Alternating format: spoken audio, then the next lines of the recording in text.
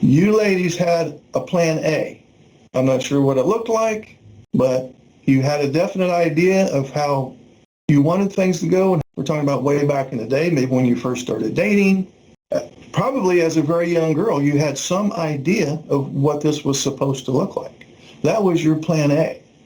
And then your plan A might have even looked like it was going to work in the early going of the relationship. Because not every time, but most of the time she will say, yeah, when we first started going together, he was empathetic. He gave me affection and we had sex and he was interested in my day and I felt like I was really getting some emotional reciprocity. And then as the months rolled by, he became more distant. So that's when you came up with the plan B. It's like, okay, well, I have enough history and evidence with my husband here. I know this is not just some phase. This is obviously a pattern. And I'm going to have to adjust to this somehow. And there's multiple scenarios of how that adjustment looked. I don't know. You would know exactly what you did.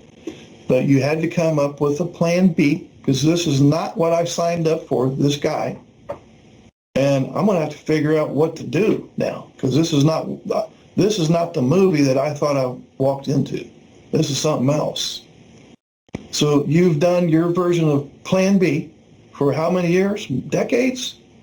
And I'm not faulting you again. You've done the best that you knew how to do given the circumstances. Your heart was in the right place.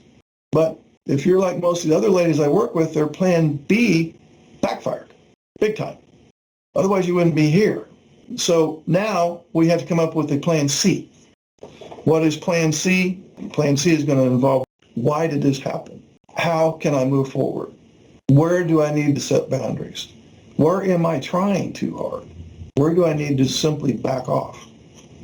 I'm sure most of you would say, yes, I have been doing the lion's share of the relationship work pretty much from day one. He puts little to no effort in the relationship. But you rationalize this bad situation into an okay one. Or you have in the past.